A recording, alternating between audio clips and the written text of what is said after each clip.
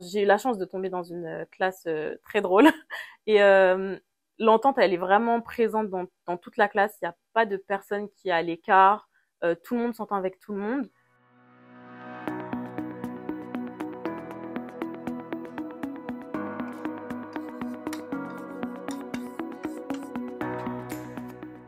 Donc, je ne savais pas du tout que c'était la prépa que je voulais faire.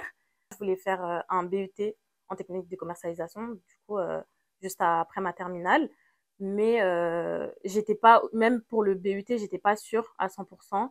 Je savais juste ce que je voulais faire plus tard, mais je ne savais pas par où passer en fait. Et quand je me suis renseignée sur la classe préparatoire, j'ai bien vu que c'était, enfin, ça ouvrait beaucoup de portes.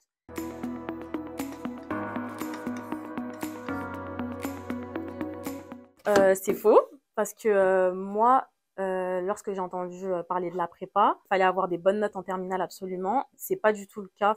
Moi, j'avais 12 de moyenne en terminale.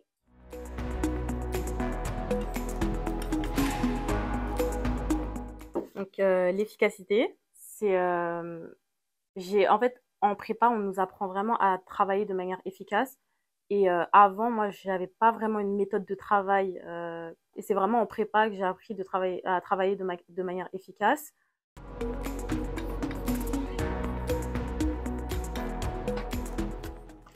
Pour moi, le plus compliqué en prépa, c'est vraiment le rythme. Il est assez intense. C'est en fait, on a une charge de travail qui est assez lourde. On commence super tôt, on termine super tard. Avec l'école, les DS qu'on a des fois le samedi matin.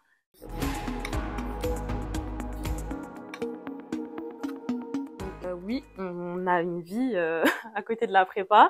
Je pense que tout dépend des écoles qu'on vise. Donc c'est sûr que si on vise une école, par exemple, du top 5 ou du top 3, il va falloir faire quelques sacrifices, donc la vie sociale, etc.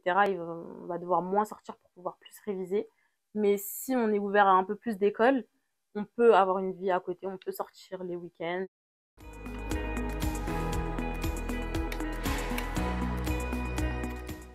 Donc c'est vrai. Oui, si c'était à refaire, je choisirais de nouveau la prépa parce que ça ouvre beaucoup d'opportunités. Les entreprises, elles aiment beaucoup les étudiants qui étaient en prépa avant leur école de commerce. Et je sais que ça me sera vraiment bénéfique en école de commerce. Je vais comprendre plus facilement les notions qu'on va aborder.